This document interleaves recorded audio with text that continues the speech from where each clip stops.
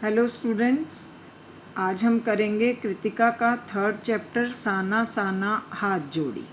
ये मधु कांकरिया जी इसकी लेखिका हैं और उन्होंने ये चैप्टर अपनी यात्रा वृत्तांत के लिए लिखा है। इसमें अपनी यात्रा का वर्णन किया है। वो गई थी सिक्किम की राजधानी गंगटोक। वहाँ उन्होंने हिमालय भी देखा, वहाँ का प्राकृतिक सौंदर्य देखा, जिससे वे प्रभावित हुई, आकर्षित हुई और उन्होंने इसीलिए अपने इस चैप्टर में, अपने इस पाठ में उन्हीं राजधानी गंगटोक का और हिमालय का वर्णन बहुत सुंदर तरीके से किया है। अब मैं ये पढ़ूंगी, आप देखेंगे। साना साना हाथ जोड़ी, साना साना छोटे छोटे, हाथ जोड़ी हाथ जोड़कर, आगे आएगा गर्दऊं प्रार्थना के प्रार्थना कर रही हूँ, छोटे छोटे हाथ जोड़कर प्रार्थना कर रही हूँ। अब देखें आगे कि मैंने हैरान होकर देखा, लेखिका कह रही हैं कि मैंने हैरान होकर देखा कि आसमान जैसे उल्टा पड़ा था और सारे तारे बिखर कर नीचे टिमटिमा रहे थे। दूर ढलान लेती तराई पर सितारों के गुच्छे रोशनियों की एक झालर सी बना रहे थे। वहाँ रोशनी इतनी थी कि लेखिका को लगा कि जैसे आसमान जो है वो नीचे आ गया है, उल्टा हो गया है, सारे तारे नीचे आ गए हैं। क्या था यह? वह रात में जगमगाता हुआ गंगटोक शहर था। हिंदी में गंगटोक बोलते हैं, गंगटोक इंग्लिश का वर्ड है। इतिहास और वर्तमान के संधि स्थल मिलने का स्थान ये संधि स्थल कहलाता था। पर खड़ा मेहनतकश बादशाहों का वह एक ऐसा शहर था जिसका सब कुछ सुंदर था, सुबह भी, शाम भी और रात भी। अब ये क्वेश्चन आएगा पीछे कि मेहनतकश बादशाहों का शहर क्यों कहा गया इसे?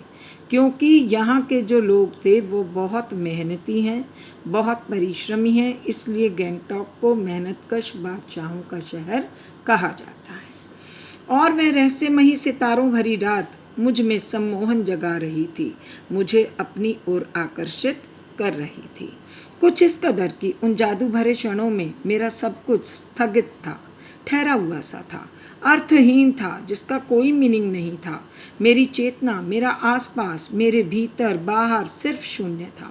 मुझे कुछ भी महसूस नहीं हो रहा था और थी अतीन्द्रियता में डूबी रोशनी की वह जादुई झालर।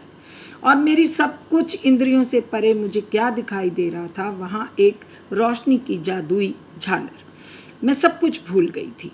धीरे धीरे एक उजास, एक प्रकाश, एक उजाला उस शून्य से फूटने लगा। एक प्रार्थना होठों को छूने लगी। साना साना हाथ जोड़ी गर्दऊं प्रार्थना के छोटे छोटे हाथ जोड़कर प्रार्थना करती हूँ। हमरो जीवन, हमारा जीवन, तिमरो को सेली के हमारा जीवन, मेरा जीवन अच्छाइयों को समर्पित हो। आज सुबह की प्रार्थना के ये बोल मैंने एक नेपाली युवती से सीखे थे। ये कौन सी भाषा है? नेपाली। साना साना हाथ जोड़ी गर्दऊं प्रार्थना, तिमरो हमरो जीवन तिमरो कौसेली, ये नेपाली भाषा है। और लेखिका कहती है कि मैंने एक ये नेपाली युवती से सीखी थी। सुबह हमें यूमथांग के लिए निकल पड़ना था, पर आँख खुलते ही मैं बालकनी की तरफ भागी। यहाँ के लोगों ने बताया था कि यदि मौसम साफ हो तो बालकनी से भी कंचनजंगा दिखाई देती है। आपने देखा होगा कि अभी लॉकडाउन के दौरान जब सब कुछ बंद था तो प्रदूषण नहीं था तो हमें दूर दूर तक जो है चोटियाँ दिखाई दे रही थी। उसी तरह से उन्होंने कहा कि यदि मौसम साफ होगा तो बालकनी से यदि हम देखेंगे तो हिमालय की जो तीसरी चोटी कंचनजंगा है वो हमें दिखाई देगी। हिमालय की तीसरी सबसे बड़ी चोटी कंचनजंगा। पर मौसम अच्छा होने के बावजूद आसमान हल्के हल्के बादलों से ढका था। पिछले वर्ष की ही तरह इस बार भी बादलों के कपाट ठाकुर जी के कपाट की तरह बंद ही रहे। कंचनजंगा ना दिखनी थी ना दिखी, पर सामने ही रकम रकम के तरह तरह के रंग बिरंगे इतने सारे फूल दिखाई पड़े कि लगा फूलों के बाग में आ गई हूँ। वहाँ पर उसने, लेखिका ने क्या देखा कि तरह तरह के रंग बिरंगे फूल जगह जगह दिखाई दे रहे थे। बहरहाल गंगटोक से 149 किलोमीटर की दूरी पर यूमथांग था। यूमथांग यानी घाटियाँ। घाटियाँ किसको कहते हैं बेटा? कि दो पहाड़ हैं, उसके बीच का जो स्पेस है उसको बोलते हैं घाटियाँ। सारे रास्ते हिमालय की गहनतम घाटियाँ और फूलों से लदी वादियाँ मिलेंगी आपको। ड्राइवर कम गाइड जितेन नार्गे मुझे बता रहा था। जितेन नार्गे लेखिका के साथ एक गाइड के रूप में था, जो ड्राइवर भी था और गाइड भी था। गाइड किसको कहते हैं कि जहाँ आप जा रहे हैं, जो आपको वहाँ पर जाने के लिए गाइड करता जा रहा है कि अब क्या आएगा, ये क्या आया है। क्या वहाँ बर्फ़ मिलेगी? मैं बचकाने उत्साह से पूछने लगती हूँ। चलिए तो। जगह जगह गदराए पाइन और धूपी के खूबसूरत नुकीले पेड़ों का जायजा लेते हुए हम पहाड़ी रास्तों पर आगे बढ़ने लगे कि एक जगह दिखाई दी एक कतार में लगी सफ़ेद सफ़ेद बौद्ध पताकाएँ। बौद्ध पताकाएँ, बौद्ध झंडियाँ किसी ध्वज की तरह लहराती, शांति और अहिंसा की प्रतीक ये पताकाएँ, जिन पर मंत्र लिखे हुए होते हैं। नार्गे ने बताया, यहाँ बुद्ध की बड़ी मान्यता है। जब भी किसी बुद्धिस्ट की मृत्यु होती है, उसकी आत्मा की शांति के लिए शहर से दूर किसी भी पवित्र स्थान पर 108 श्वेत पताकाएँ फहरा दी जाती हैं। नहीं, इन्हें उतारा नहीं जाता है, ये धीरे धीरे अपने आप ही नष्ट हो जाती हैं। कई बार किसी नए कार्य की शुरुआत में भी ये पताकाएँ लगा दी जाती हैं, पर वे रंगीन होती हैं। नार्गे बोलता जा रहा था और मेरी नज़र उसकी जीप में लगी दलाई लामा की तस्वीर पर टिकी हुई थी। कई दुकानों पर भी मैंने दलाई लामा की ऐसी ही तस्वीर देखी थी। देखिए, एक क्वेश्चन भी है कि जो पताकाएँ हैं वो कहाँ लगाई जाती थी, क्यों लगाई जाती थी। कि जो सफ़ेद रंग की बौद्ध पताकाएँ थी वो तो किसी बुद्धिस्ट की मृत्यु पर लगाई जाती थी और उन्हें उतारा नहीं जाता था, आत्मा की शांति के लिए होती थी, वो अपने आप ही नष्ट हो जाती थी। और जब किसी नए कार्य की शुरुआत होती थी तो रंगीन पताकाएँ लगाई जाती थी। और वहाँ सभी घरों में, सब जगह पर दलाई लामा की तस्वीर लगी होती थी, जो एक सिक्किम के राष्ट्राध्यक्ष थे और एक आध्यात्मिक गुरु भी थे। हिचकोले खाती हमारी जीप थोड़ी और आगे बढ़ी।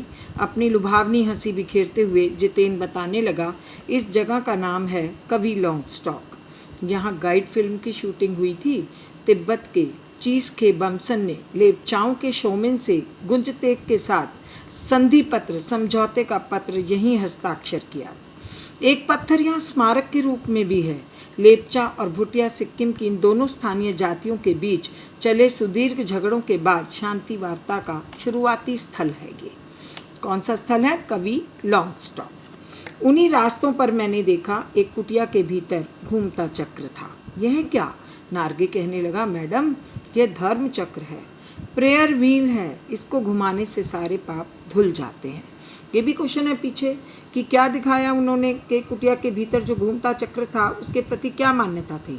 उसके प्रति मान्यता थी कि ये प्रेयर व्हील है और इसको घुमाने से सारे पाप धुल जाते हैं। क्या? चाहे मैदान हो या पहाड़, तमाम वैज्ञानिक प्रगतियों के बावजूद इस देश की आत्मा एक जैसी। लोगों की आस्थाएं, विश्वास, अंधविश्वास, पाप पुण्य की अवधारणाएं और कल्पनाएं एक जैसी। लेखिका सोचने लगी कि मैदान हो, पहाड़ हो, कुछ भी हो, विज्ञान ने इतनी प्रगति कर ली है, उसके बाद भी इस देश की आत्मा एक जैसी है कि सबकी आस्थाएं, विश्वास, अंधविश्वास जाएं जो हैं वो सब एक जैसे हैं। रफ्ता रफ्ता धीरे धीरे हम ऊंचाई की ओर बढ़ने लगे। बाजार, लोग और बस्तियां पीछे छूटने लगे। अब परिदृश्य से चलते चलते स्वेटर बुनती नेपाली युवतियां और पीठ पर भारी भरकम कार्टून ढोते बौने से दिखते बहादुर नेपाली ओझल हो रहे थे। अब नीचे देखने पर घाटियों में ताश के घरों की तरह पेड़ पौधों के बीच छोटे छोटे घर दिखाई दे रहे थे। हिमालय भी अब छोटी छोटी पहाड़ियों के रूप में नहीं, वरन अपने विराट रूप, बड़े रूप में एवं वैभव के साथ सामने आने वाला था। न जाने कितने कितने दर्शकों, यात्रियों और तीर्थाटनियों का मन चाहा काम्य सुंदर हिमालय, पल पल परिवर्तित हिमालय, क्षण क्षण परिवर्तित हिमालय। जैसे जैसे हम आगे बढ़ते जाते और हिमालय की सुंदरता बढ़ती जाती थी। हिमालय पर्वत कहीं काला दिखाई देता, कहीं सफ़ेद दिखाई देता। बर्फ़ से ढका हुआ है तो सफ़ेद, काला, जहाँ ग्रीनरी नहीं है वहाँ काला, और जहाँ पेड़ पौधे उगे हुए हैं वहाँ ग्रीन।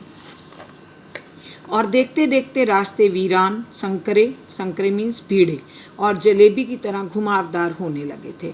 आप लोग भी पहाड़ों पर घूमने गए होंगे तो आपने देखा होगा जो पहाड़ों के रास्ते हैं वो जलेबी की तरह घुमावदार होते हैं, गोल गोल घूमते जाते हैं हम लोग। हिमालय बड़ा होते होते विशालकाय होने लगा, विशालकाय बहुत बड़ा, घटाएं गहराती गहराती पाताल नापने लगी, वादियाँ चौड़ी होने लगी, बीच बीच में करिश्मे की तरह रंग बिरंगे फूल शिद्दत से मुस्कुराने लगे। उन भीमकाय, उन बहुत बड़े पर्वतों के बीच और घाटियों के ऊपर बने संकरे भीड़े कच्चे पक्के रास्तों से गुजरते यूं लग रहा था जैसे हम किसी सघन हरियाली वाली गुफा के बीच हिचकोले खाते निकल रहे हों। यहाँ लेखिका प्राकृतिक सौंदर्य का वर्णन कर रही हैं कि उनको कैसा लग रहा है। इस बिखरी असीम सुंदरता का मन पर यह प्रभाव पड़ा कि सभी सैलानी, सभी घूमने आने वाले झूम झूम कर गाने लगे, सुहाना सफ़र और ये मौसम हंसी। पर मैं मौन थी, मैं चुप थी, किसी ऋषि की तरह शांत थी।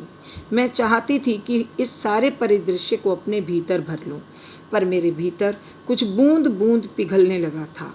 जीप की खिड़की से मुंडकी मुंडकी सिर निकाल मैं कभी आसमान को छूते पर्वतों के शिखर देखती तो कभी ऊपर से दूध की धार की तरह झरझर गिरते जलप्रपातों को, जलप्रपात मीन्स झरनों को, तो कभी नीचे चिकने चिकने गुलाबी पत्थरों के बीच इटला इटला कर बहती चांदी की तरह कौंध मारती बनी ठनी तिस्ता नदी को।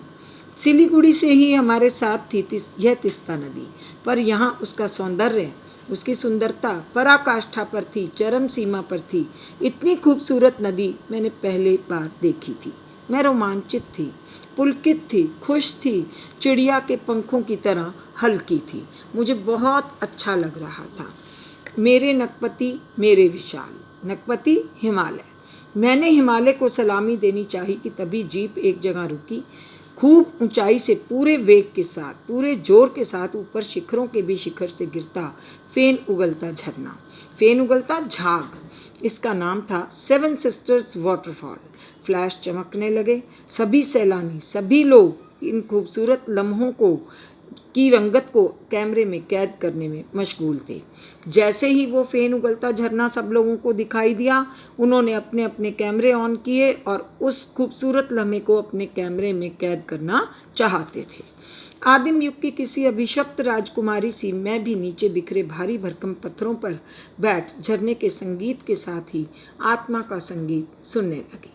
लेखिका कहती हैं कि भारी भरकम पत्थर थे, मैं वहाँ बैठ गई और बैठ के झरने का संगीत सुनने लगी। जहाँ झरना गिरता है वहाँ बहुत सुंदर आवाज़ आती है, तो उस आवाज़ को लेखिका अपने अंदर समेटना चाहती थी। थोड़ी देर बाद ही बहती जलधारा में पांव डुबोया तो भीतर तक भीग गई। मन काव्य में हो उठा, काव्य में गाने को हो उठा, संगीत में हो गया, सत्य और सौंदर्य को छूने लगा। मेरा मन जो था वो सौंदर्य में बिल्कुल डूब गया। मैं गाना चाहती थी, मेरे मन से संगीत निकल रहा था उस सुंदरता को देखकर। जीवन की अनंतता का प्रतीक वह झरना, उन अद्भुत अनूठे क्षणों में मुझ में जीवन की शक्ति का एहसास हो रहा था। इस कदर प्रतीत हुआ कि जैसे मैं स्वयं भी देश और काल की सरहदों से दूर बहती धारा बन बहने लगी हूँ। भीतर की सारी तामसिकताएं और दुष्ट वासनाएं इस निर्मल धारा में बह गई। लेखिका कहती है कि जब मैं वहाँ बैठी और मैंने उस पानी में अपना पैर डुबोया तो मेरे मन की जो अंदर की सारी दुष्ट वासनाएं थी, जो बुरी भावनाएं थी, जो बुरी इच्छाएं थी, वो सब जो हैं वो उस निर्मल धारा में बह गई। हुआ कि अनंत समय तक ऐसे ही बहती रहूं, सुनती रहूं इस झरने की पुकार को, पर जितेन मुझे ठेलने लगा।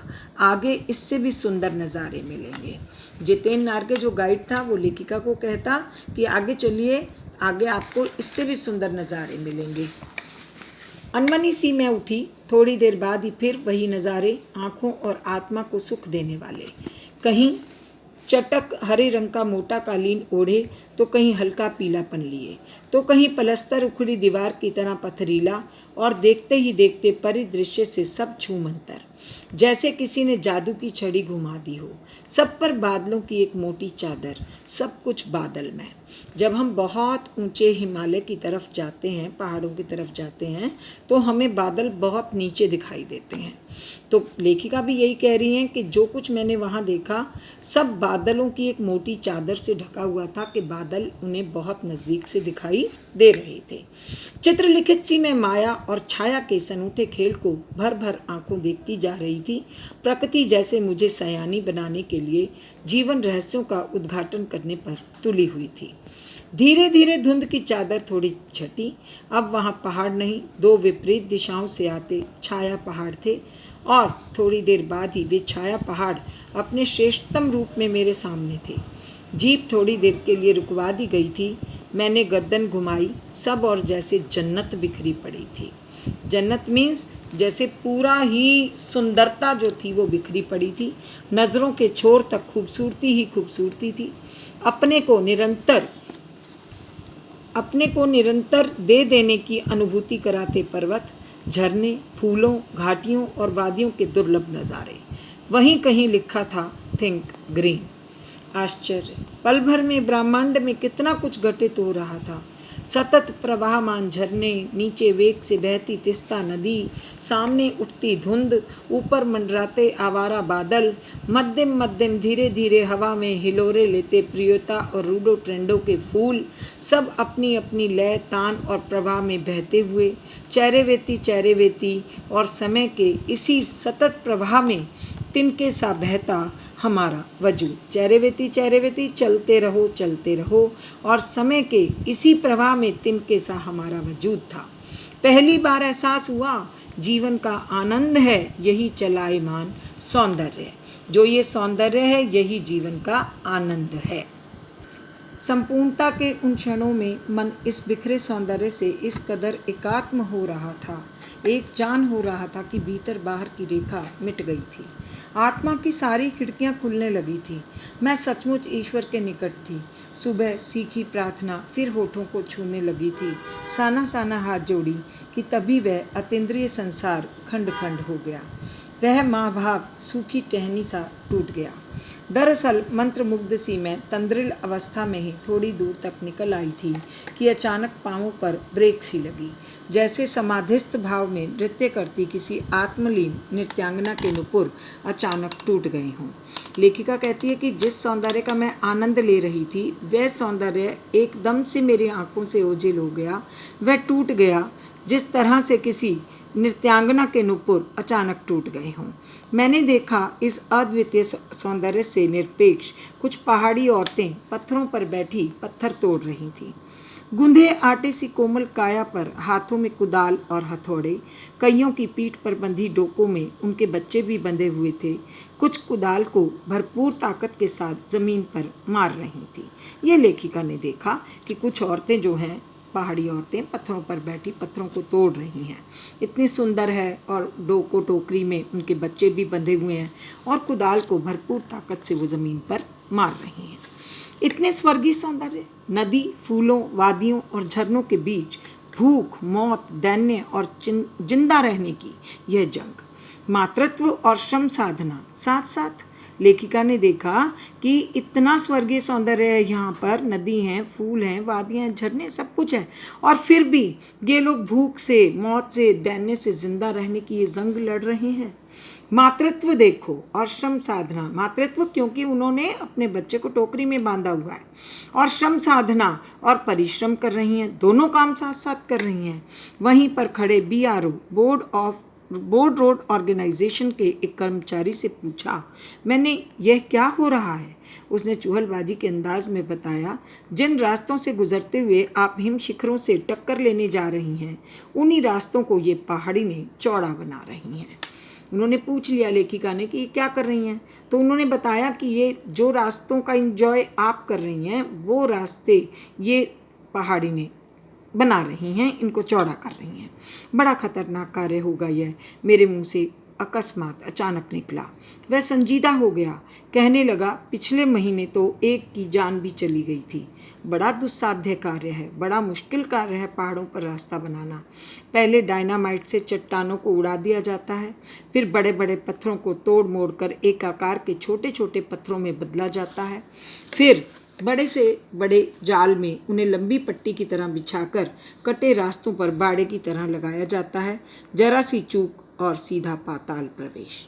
लेखिका क्या देख रही हैं कि कितना दुस्साध्य, कितना मुश्किल कार्य लोग कर रही हैं कि जहाँ पहले डायनामाइट लगाए जाते हैं, पहाड़ों को उड़ाया जाता है, फिर पत्थरों को चोटा बनाया जाता है, उन्हें एक जाल में लगाया जाता है और उसके साथ फिर ये सड़कें चौड़ी करती हैं।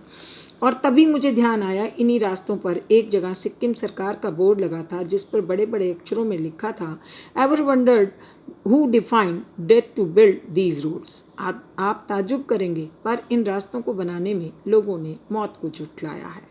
एकाएक मेरा मानसिक चैनल बदला, मन पीछे घूम गया। इसी प्रकार एक बार पलामू और गुमला के जंगलों में देखा था, पीठ पर बच्चे को कपड़े से बांधकर पत्तों की तलाश में वन वन डोलती आदिवासी युवतियाँ।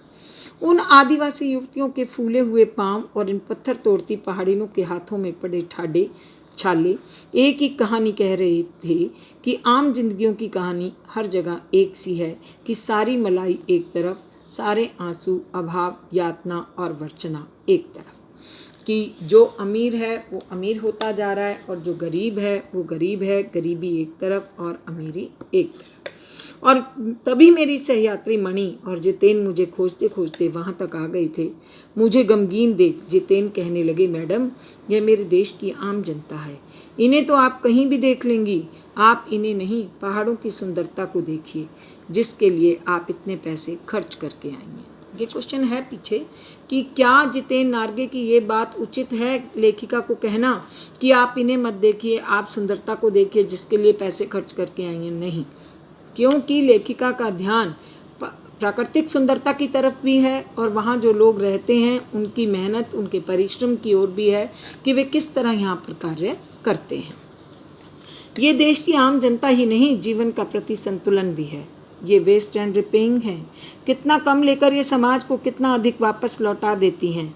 मन ही मन सोचा मैंने, ये क्वेश्चन है पीछे के आशय स्पष्ट कीजिए कि कितना कम लेकर ये समाज को कितना अधिक वापस लौटा देती हैं, कि जो ये परिश्रम करती हैं उसके आगे जो इन्हें मिलता है उसकी कीमत कुछ भी नहीं है, क्योंकि ये समाज को कार्य इतना दुस्साध्य कार्य करके बहुत अधिक देती हैं। हम वापस जीप की ओर मुड़ने लगे कि तभी मैंने देखा वे श्रम सुंदरियाँ किसी बात पर इस कदर खिलखिलाकर हंस पड़ी थी कि जीवन लहरा उठा था और वह सारा खंडहर ताजमहल बन गया था, कि उन्हें हंसते देखकर ऐसा लग रहा था जैसे ताजमहल बन गया हो। हम लगातार ऊंचाइयों पर चढ़ते जा रहे थे। जितेन बता रहा था, अब हम हर मोड़ पर हेयर पिन बेंड लेंगे और तेज़ी से ऊंचाई पर चढ़ते जाएंगे। हेयर पिन बेंड के ठीक पहले एक पड़ाव पर देखा 7-8 वर्ष की उम्र के ढेर सारे पहाड़ी बच्चे स्कूल से लौट रहे थे और हमसे लिफ्ट मांग रहे थे। जितेन ने बताया, हर दिन 3-3.5 किलोमीटर की पहाड़ी चढ़ाई चढ़कर ये बच्चे स्कूल जाते हैं। क्या स्कूली बस नहीं है? मणि के पूछने पर जितेन हंस पड़ा, मैडम यह मैदानी नहीं पहाड़ी इलाका है। मैदान की तरह यहाँ कोई भी आपको चिकना बर्फीला नहीं मिलेगा। यहाँ जीवन कठोर है, मुश्किल है। नीचे तराई में ले देकर एक ही स्कूल है, दूर दूर से बच्चे उसी स्कूल में जाते हैं और सिर्फ पढ़ते ही नहीं हैं, इनमें से अधिकांश बच्चे शाम के समय अपनी माँओं के साथ मवेशियों को भी चराते हैं, पानी भी भरते हैं, जंगल से लकड़ियों के भारी भारी गट्ठर भी ढोते हैं। खुद मैंने भी ढोए हैं।